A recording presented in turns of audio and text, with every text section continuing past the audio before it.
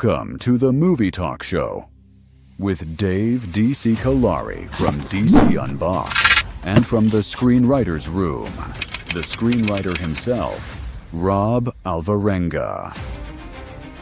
Now, here is your host, Joe Zapata. What's up, guys? Another week of Movie Talk. I'm Joe Zapata, and I'm here with my man, Dave DC Callari and Rob Alvarenga. What's up, guys? Yo. What's going on? This week, I plan not to get kicked out. All right. Let's hope so. Unless I kick you out by accident. Who knows? We had a lot of stuff going on. We're going to talk a little bit about some trailers that dropped and some news. The CinemaCon happened, and during the CinemaCon, there was a couple trailers that were released. One of them was trailer, and I sent it to you guys, was Focker-in-Law. And I want to talk about that because it was on there. I don't know why the fuck are we having this, but it dropped. It's there. Rob, did you watch the trailer? I thought this was kind of dead. It had a couple funny moments, the trailer, but Focker-in-Law is happening. We talked about it a couple months ago, maybe, about the Fockers are coming. Do we need this fucking trailer? Absolutely fucking not. What do you think of it? I feel the same way I did, when I first announced this thing. Look, the first movie, the original one was cool, but I'll be honest, I'm not a fan of cringe comedy. Mm-hmm. It's just it just gets me a little bit too squirmy. I know I see that it's funny, but just like it's a little too uncomfortable for me. That's just me. That's just my taste. And to this franchise's credit, it's always kept that theme going. So whoever's a fan of the Fokker franchise, chances are they're gonna enjoy this movie. I think Ariana Grande is actually gonna be good in this thing. I think she's gonna be. She's kind of like a reinvention of the Robert De Niro character. So so it's really her versus Ben Stiller. So even though it's a different character, different dynamic, because now it's like in-laws, like his son's marrying her, but it's almost the same exact story as the original. It's just rehashing it in the form of like just her character versus Ben Stiller's character, who doesn't seem like has changed much outside of like just gaining De Niro's character's trust. But I still feel that the cringe comedy definitely coming out of this trailer. There's definitely some moments that it's chuckle worthy. I personally just not looking forward to it. I'm just not a fan of it. And honestly, this franchise has gone a lot longer than it probably should have. That's just my opinion. Yeah, there was a couple funny things. I know Robert De Niro and Ben Stiller were at the CinemaCon, and they came out and they had a little gag back and forth where Ben Stiller said, I was planning a trilogy when I wrote this movie, and I said I'm going to do 10 years in between each movie and all this kind of stuff, making it like a joke. Dave, I like to meet the parents, the first one, but then after that, it kind of went out kind of crazy. Did you see this trailer? Do you want to see it at all? Dave, what do you think? No, as soon as I saw Ariana Grande, this isn't really a knock on her. I'm just like, what are we doing? If it's just a vehicle for her to get her some more exposure after Wicked, like, okay. I feel like she's going this way if that's the case. And to Rob's point, like cringe comedy, when did the first ones come out? Like 2010, 11 or something like that? Yeah. The first one like holds up maybe a little bit. And then it just kind of takes a turn. Like I'm not into cringe comedy anymore. It's just really, really uncomfortable. And like Robert De Niro's better than that. Ben Stiller gave us Tropic Thunder, bro. We know you're better than this. I don't know what the point of this is. No, I have no idea. That ship sailed a long time ago. I agree. I think this is something that should be just streaming, not be in the movies. It's going to be in the movie theater. Yeah, so we're going to see. Something like this could be. I watched the real quick Malcolm in the Middle like reboot, like 4 quick episodes. It's actually It was actually really good, and I never watched anything of the original show, but I got enough of the gist over the last. Like, you could do something like this in a format like that, like 6 to 8 tight 22-minute episodes. I don't want release. I agree. They also dropped the Godzilla -0 teaser, and that looked actually pretty good. I love the Godzilla -1. I love that movie. It was really great. Rob, what do you think about that one? You want to see the Godzilla? You like Godzilla? Oh, 100%. I'm a Godzilla fan. That's one. I mean, I could just remember every single like Saturday, like afternoon, like between like 1:30 to 3 o'clock, there'd be some kind of Godzilla versus some Yes. monster movie happening, and me and my brothers were just like, "Oh yeah, it's time."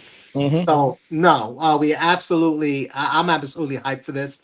The -1 movie was awesome. Yes. It was just really, it takes something that's very, very familiar and just puts just enough of a spin or a twist to it that it came out to be just such an enjoyable movie. And they're taking the same approach from what I could see. It's a teaser. It's like, I don't know, how long is this thing? It's not long at Not all. long. No, it's not But it long. gave us everything we needed to know. Godzilla's back. He's regenerated from, for what the ending of the last movie. So, and he looks bigger Mm-hmm. than he did before, and he's in New York. So, yes, give me Godzilla in New York, Toho style, which should be a lot of fun. And also, I don't know if you guys have heard, any rumors about this, but I've heard that maybe there's another monster that's going to appear in this movie. I don't know. Again, it's rumor, but I kind of heard it here and there. So I don't know. I was curious, if you guys heard anything about that? Dave, are you a Godzilla fan? Did you see the -1?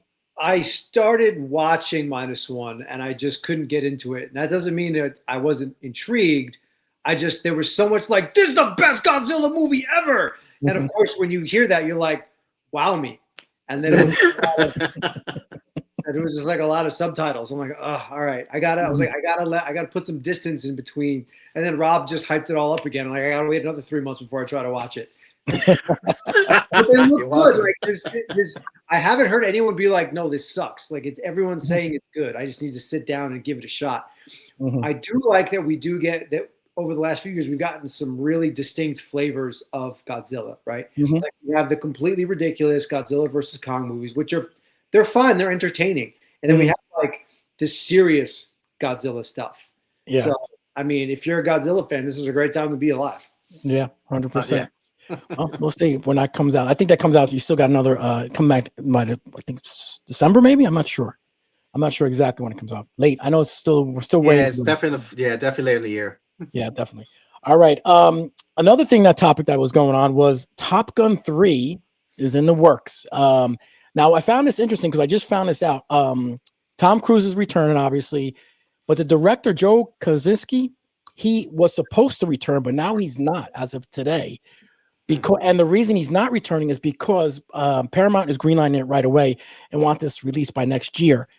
He can't do it because he's got 3 other projects that he's working on. And like an actor, he can't just jump on and jump off. He's got to be directed. So they're going to move away from it. Dave, are you interested in Top Gun 3 and the director not coming back? What do you think? I mean, I wasn't really even interested in Maverick, and it was freaking amazing. Like it was so much better than it needed to be. That's also why I think maybe Top Gun 3 shouldn't happen, because just go out on a high note. Like, I don't really know what kind of story they could tell. Like, what are we doing? Like, that was the perfect bookend. And then we got Val Kilmer in there too. Yep. Like, I just feel like as good as that did, this is not going to replicate that. Obviously changing directors and getting it going so quickly. I don't know. It's like it's a Tom Cruise movie. It's going to have a very distinct Tom Cruise like sheen to it. I just don't know if it's going to if he can drive it the way he does the Mission Impossible series, or even how he drove Maverick. I don't know. Yeah, I think there's too many like other moving parts that are out of his control here. Yeah, it made 1.4 billion worldwide in 2020. That's a lot of money. Right behind, it was second movie behind Avatar. It was the highest grossing movie. So it did really, really well. But I don't know if we need another one, because I think the second one, Maverick, was good enough. Rob, are you interested in Top Gun 3, and the director not returning is kind of a sign? It is a sign for me. To today's point, I mean, when Top Gun 2, when Maverick was announced, I'm like, I mean, wow, how late are we going to have a sequel for, for something that happened decades ago? But that movie did rock, and credit would give credit where credit is due. Krasinski was a big reason why. If I'm not mistaken, he helped write that one. Yes. So, and that's the thing about Krasinski that people. I think a lot of people actually realize and acknowledge that if Krasinski's gonna be behind the camera, he's gonna be involved with the actual storytelling, and the guy is good enough that if you know that he's producing this thing, making it his own story, Mhm. it's good. More chance than not, it's gonna be good. Mhm. And the fact that he's not going to be part of this thing, does that mean that did he write part 3? Is part 3 even written yet? I don't know. So that those are real concerns about that, because talent like that just doesn't get replaced right away, no matter what studios tell you. You have, of course, you're gonna have Tom Cruise, which is like the main cog in this. You need the star power, but again, Dave mentioned it. What are we doing? What's the storyline? Maverick was like the perfect send off that we never knew we needed in Top Gun. Mhm. And this is one of those things where it's like they'll greenlight the sequel, and a sequel could actually possibly damage the entire franchise. Or, like, people are gonna now not remember how good Maverick was, because if part 3 sucks, that's gonna be the lasting impression of the Top Gun franchise. Yep. And that's just a lot. That's a lot to risk. Mhm. There's definitely other people behind the wheel right now. They're pushing this thing, and to greenlight this thing now and demand that it's done by next year. Mhm. Yes, the movie could be done by then, but goodness gracious, I really hope they have a storyline. I really hope that Krasinski left him something to work with, because if they're starting from scratch, Yeah. this is going to be a tall order to match any kind of success that Maverick did. Yeah, Paramount was throwing a lot of money at Krasinski, but he apparently he's got deals already. He's doing an the F1 with Brad Pitt movie he did. He's doing that in a crossover with Days of Thunder, I heard. Oh wow, Yeah, okay. he's doing some sort of crossover. I don't know that he's got going on or something, but they wanted him for Top Gun 3, but he's just tied up in other projects and he said he can't do it. So hold Tom Cruise onto that. yeah, legit. yeah, exactly. So that's what they're going to be doing. So we'll have to wait and see. Top Gun 3, it's going to happen. Just don't know exactly when or how's the story going to be. Another thing that we got at the CinemaCon, Maverick goes bananas. Goose Returns. Have Goose be, not dead. Goose. Goose Yes. Returns. Yes. The Goose Returns. That's what they should do. Make them not dead, or so. I don't know. Spaceballs actually released their title. It's going to be Spaceballs, the new one. I thought it was going to be A Search for More Money, but the title of Spaceballs, the new one, that's what it is. Spaceballs, the new one. Dave, do you like that title? I love it. I love it. I love it so much more than, like, I saw so many people were like, why are they changing from The Search for More Money? Like, back then it was funny, and it's still funny now. But because I think there's so much time that has passed, Spaceballs, the new one. Like, that's great. That's really funny. Yeah, it's really funny. Rob, did you like this title? Spaceballs, the new one? I mean, yeah. How can you not like it? And honestly, I don't know if you saw the Mel Brooks, introduction to the title. Yeah. His little thing. I mean, that is such a Mel Brooks move. He even tells you right there, yeah, it was going to be The Search for More Money, but then I found the money. It was in my basement. I love this guy. I love that he's coming back to bring us Spaceballs. So, no, the title, not only is it awesome, it makes sense. Yeah, it's the new one. So let's just go. I can't wait for this movie. Yeah, it seems going to be pretty. Yeah, I can't wait for it either. A lot of people returning, and Rick Moranis is returning, so that's going to be great. So we'll see what happens. Something else that actually dropped today that I was going to bring up is actually the Clayface trailer. And Dave, you just saw it, and I wanted to talk about that. Clayface trailer dropped.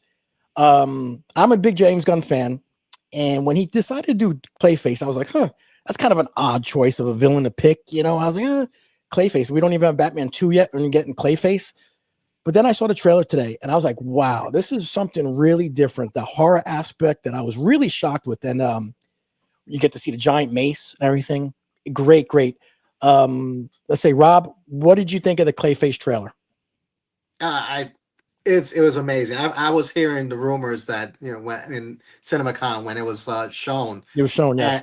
And what they were talking about, the reactions it got, and now that I've seen it, I could see exactly what they were talking about. This is something that for me personally, being a horror guy and a comic book guy, this is something I've been waiting for a long time. A horror movie in a comic book universe. we have so many characters in both universes that absolutely fit in horror. They should be horror stories told because they're, if you really look at their stories kind of like at face value, it is total horror shows. Clayface is like, that's a slam dunk. And it may seem like it was a little like off kilter as far as like, James Gunn's decision to go with this. The two things that resonated with me was that one, I do feel like Clayface is tailor made for a James Gunn universe. I remember James Gunn when he made movies like Slither. Yeah. He really liked those gross out kind of like Mhm. real creepy, borderline, like horror, borderline, just like weird, just complete weird. And that's Clayface. So he fits this universe that he's creating perfectly. But I love that he emphasized that the script that he received from this movie was just that good, and he had no qualms about like, no, we need to make this thing. Mhm. So, I mean, from the trailer, just my reaction to the trailer, it is awesome. Tells you everything you need to know without saying much. It's not a lot talking, if anything, in that trailer. It's all visuals, and it gives you enough Clayface action to know what you're really walking into. It's like really like Lee Cronin, like Evil Dead kind of touch, kind of style to it, which look, I'm gonna enjoy the hell out of it, man, because I see a true horror movie in this comic book universe, and for me, it's gonna be like a really first of its kind, and I can't wait to see it. Dave, you just saw it. What did you think of the Clayface trailer? So the visuals are great. Like it's nice to see we're gonna get something different. So even like you said, there's no like, okay, we're getting Clayface, cool, yeah, because we've gotten 1,000 Jokers up to this point, and like a bunch of Lex Luthors. So I'm glad that James is going out and giving us something different. The horror aspect is great. The aesthetically, it just gives me like Joker Folie à Deux vibes because of the color palette used. That doesn't really say anything. I'm just curious what kind of feel it's going to have, because like what Rob said, I don't think there's any dialogue in there really, except the little voiceover in the beginning. It doesn't really tell you anything, which is great. Like I'm intrigued, and like I said, the visuals look great. I think it's going to be good. I think it's going to be good. I think it's going to be really good myself. It comes out in October, and if he can do Polka Dot Man, Clayface, I'm sure he has no problem doing. Yeah. So we'll wait and see. Yeah, it's going to be really, really good. Now, the final thing that at the CinemaCon was the Avengers trailer. Now, I was waiting for something to leak, but obviously the technology they got behind there, they are scanning the crowd to make sure no one's putting it out. They got technology. I mean, that's going to be going forward all the time. But Russos were there. Robert Downey Jr. came out. Chris Evans came out. We got to see Shang-Chi versus Gambit in the trailer. I heard it's supposed to drop this week, but I don't know. There's a lot of rumors going around. But there was a lot of stuff going on. You hear Thor talk with Stormbreaker. You hear Mystique is Yelena. You get the voice of Doctor Doom. You get to hear, which if you don't, you don't know it's Robert Downey Jr. Believe it or not, he does a really weird voice as Doctor Doom. So I can't wait for this trailer to actually drop. All I heard was my friend tell me exactly what happened. But he said it was on lockdown. You cannot put anything. If you put up your camera, they had you. Rob, did you hear about this trailer? What did you think about anything you heard? Yeah, I heard quite a bit. They didn't confirm that the movie's 4 hours long, so I'm kind of bummed out about that. But from what I've heard a lot of what you were just talking about. Just really quick with the whole technology. Again, I don't know if this is what actually happened in that theater, but they were using like laser technology that anytime they saw like a camera, like a light off a phone go off, they're like zapping that thing and just scrambling it. So they even put out like, and again, I don't know if it's fake or not, but some guy just leaning back and he's got his phone right on his shoulder, and it's like all grainy. They just total picture, boom, you're busted. So they were not playing around. I mean, look, I think the one item that I read that shows up in the trailer that I really can't wait to see is that Thor versus Doctor Doom, and Doctor Doom stops Stormbreaker. Correct. Like, I mean, that's going to be a mind-blowing scene right there. And Steve Rogers with Mjolnir. Yes. So that's going to be crazy. man, it's like it's to the point now. It's like they got to release that thing, but they're literally just grinding that knife. Like, no, not just yet. But yeah, it's got to happen soon. At this point, it's just fever pitch. People want it. They'll give us it. They'll give us a trailer soon enough. Yeah, soon enough. Dave, did you hear the trailer? Anything about it? Did you hear what we were talking about? I hate this nonsense. I hate it so much. Everyone trying to let me get my grainy leaked picture of it. Like, it's so annoying. It's so infuriating. I didn't even hear anything previously about what Rob just said, and now it's ruined. I don't get to enjoy it for the first time in the trailer. I'm so tired of reading visual descriptions of what people are watching with their eyeballs. Like, just wait until it comes out. I want to see it myself. So tired of it. I hate it so much. Everyone needs to scoop everybody else and get their stuff out first. Yeah. Like, they should just take everybody's phones before they even go into the theater. If they take notes, well, then get used to writing again. Mm-hmm. Yeah, I know. I know. On the movie sets when I was an extra, they used to put a special tape around our phones to cover our cameras. So when you go in there, they put this special tape around your phone, so it blocks your camera, and you can't take the tape off. Unless you're, you could technically but it's kind of tough to sit there and go click, the tape off. Like, I don't want to watch like a grainy, half-cocked. Like, I think that's the usher delivering popcorn. What am I watching? Mm-hmm. Yeah. Yeah. I don't know. But I mean, like I said, they, Robert Downey Jr. I mean, Robert Downey and Chris Evans came out. They're the heart and soul of the MCU. So, I mean, it was really good to see them having a little bickering back and forth, because they showed that. You were able to see that. I did like you said, Downey does Doom's voice. It's like, he does a weird voice. I'm like, is it Lincoln Osiris? Oh, God. I would die. Listen, I don't know if people, because everyone thinks he speaks the same way, like that kind of high pitched with the, like, really, really quick. Then he kind of pauses for like a second.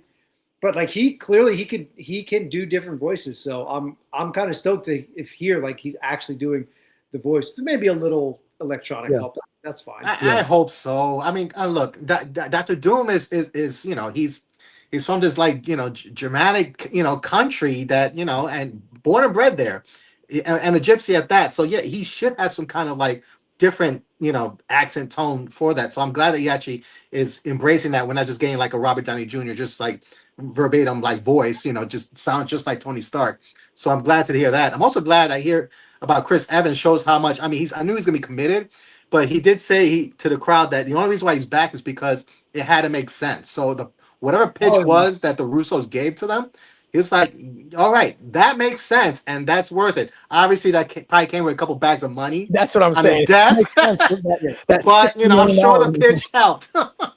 Yeah, had to make sense. Dollars and cents. Yeah. Yes, that makes sense. With that $60 million you're holding like this, I think I'd come back too. But hopefully his trailer comes out soon. I'm dying to see when it comes out. So they're reports saying today, tomorrow, who knows, but hopefully it comes out soon. I can't see it be much longer, because everyone's talking about it. I think we're due now. Yeah, I think we're due. We'll wait and see. It comes out in December, so we'll be excited for that. Finally, we had the Daredevil episode 6 Requiem actually dropped, and what another great episode. We got Jessica Jones comes back. She's there. You see her with a kid. They did a lot of stuff, a lot of scenes, and I got a picture here that they did with the comics matching that movie, the book, The Devil's Reign, about Daredevil. You could see the pictures, how they took some of the story right from the comics. Just boom, perfect. Lot of stuff. I mean, I knew that doctor was in trouble the first 30 seconds when he walked in that room. I was like, this doctor needs to get out of that room. Because when he's like, oh, I'm so sorry. I was like, this guy's done. Walk away, man. Yeah, great episode. I loved it. Jessica Jones in there. She did her thing. Just the whole story, them Kingpin and Daredevil fighting, really great. Dave, did you see it? What did you think of this episode? I thought it was great. I really the fight between Kingpin and Daredevil at the end got a couple like whoo out of me. Like that was really good. I do like the fight that Karen had with Matt. Which Yeah. you keep choosing the enemies and over your loved ones. He's like, what are you talking about? It's like, you let these idiots go and then they kill all of us. And I'm like, she's not wrong. No, she's not. And you gotta get to this point. Like at some point, Matt, like, dude, every once in a while, someone's got to go. Just like at the end of season 2, we just threw Noble off the building. Yeah. I didn't. It was cool to see Jessica Jones. Why were agents going after her? And then, as fast as she's there, she's gone, and we see that she's losing a little bit of her power set. It was cool, but I feel like she was wasted, unless she comes back again later, which I guess they're all going to. But I don't know. The whole thing was great. That's a minor nitpick. Leave it in; it's still great. Take it out; it's still great. Why was she losing her powers? I didn't understand that. Is that just something over time? She said something about her daughter. She said that her powers come and go ever since she had her daughter. Really? Okay, I didn't know. I'd also like to know: is the daughter superpowered at all? Luke Cage, right? She's a daughter of her and Luke Cage, so there should be something with her for sure. Claire should be pissed off because last time we left Luke, he was shacking up with Claire. Yeah, that's right. Yeah, that's pretty great. You know, I'm still wondering what they're going to do with the psychiatrist part. Like, I don't know. She seems a little bit. I don't know. She's stealing jewelry like a creep. What's going on? Yeah. So something's going on with her. I don't know. You know, maybe she's confused. I don't know. Rob, what did you think of this episode? First, well, just short answer. It was amazing. It was a lot happening. It felt like, even though I know it's at the similar runtime, it just seemed like it went really fast. Because you just had a lot of stuff crammed in there. I'm sorry, I'm laughing because the whole thing with the psychiatrist and Buck Cashman, that was a weird first date, right? You know, with her, you know, him having her choke him. Yeah, it was that was interesting. Maybe she's into that. Who knows? I don't know if she, you know, whatever. I guess, you know, we'll see what happens for, you know, the second date. But yeah, some things that I found really, really concerning was that there's a chance that BB might die. Yeah, I think she's in the crosshairs right now. So either one or two things is gonna happen. Either she really is gonna like get it because Daniel just can't protect her anymore. He says so. The assistant mayor. So either one or two things gonna happen. Either she gets it, or he's gonna end up sacrificing himself to save her. You know, because he did that whole like test to see if she would just like, you know, take, you know, just rat out the, you know, more information out of him. And when she decided not to, you know, I think that they're setting that up for some, you know, a big moment later on in the show. So yeah, the Jessica Jones thing. One thing I didn't notice with the dialogue is that she was telling what Matt was asking, like, you know, what's going on with, I guess, you know, the others, and she was mentioning how they were recruited by, I think it was Charles. They actually might have been like recruited as part of like this whole, you know, what's her name, Fontaine, the person behind the New Avengers. So okay. because I was wondering, you know, if daughter's there, where's Luke? And I'm, you know, he's not there for a reason. I think he's coming back. He might not be on their side. So that was one thing that I actually, you know, took away with a little like note for later. But and then at the end, I mean, that fight, it was a lot because, you know, I was thinking about Dave at the end because, you know, he was saying, you know, Matt's trying to like reason with Kingpin that's just not going to happen. And, you know, he even says this ends with one of us goes down for good. So what's it going to be? And neither one of them was like, well, you know, that's fine by me. So, you know, what happens now? I mean, are we get to a moment where, you know, Daredevil might actually have to take out Kingpin? He might have to because Fisk says it himself. He has nothing left in his world. You know, he has his empire, so to speak, but him even looking at the crowd that's protesting and he's, you know, giving orders like, you know, just start, you know, creating chaos in the crowd and stuff like that. He doesn't care. He doesn't care anymore because without Vanessa, it's not worth it to him anymore. And that makes him infinitely dangerous. That's a really wounded animal that Matt might have to be forced to take out. Yep, 100%. It's going to be interesting next episode what happens, because I mean, I don't know. Matt has to take out Kingpin, like, but he's not going to. But something's got to give, right? Something's got to give. Yeah, I think we're at that point. Yeah, you're right, 100% with Karen and everything. All right, guys, let's just wrap it up here with a couple of questions here we got that came in. And let's see what we got. Let's see. Question number 1. And I says, Billy Y from New York, New Jersey says, hey, Dave, do you have any tour dates on your shows and places you play with your band? Normally, yes, but I'm not playing with that band right now, so no. Okay. Not playing with it. Okay.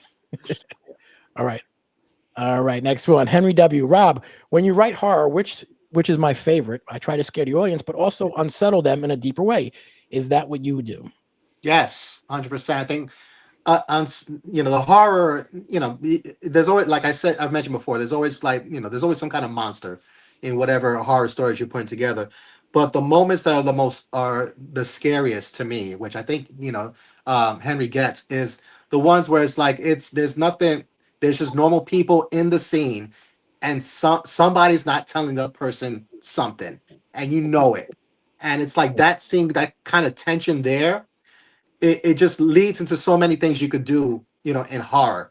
Whereas like the person becomes not someone you thought, you were led to believe, or he becomes, that monster that you were trying to run away from, and he's like the person you've been hanging out with the whole time. Just giving just wild examples, but those things are like, it challenges basically human, like what you know about human nature.